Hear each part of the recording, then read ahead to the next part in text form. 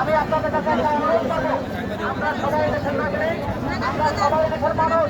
আমরা যে রাস্তা অবরোধ থাকছি এটা আমরা ইচ্ছাকৃতভাবে করি নাই, আমরা করার জন্য বাধ্য হয়েছি। আমরা বলবো আজকে আমরা এই রাস্তা অবরোধের কারণে যে সমস্ত মানুষের দুর্ভোগ হচ্ছে আমরা আপনাদেরকে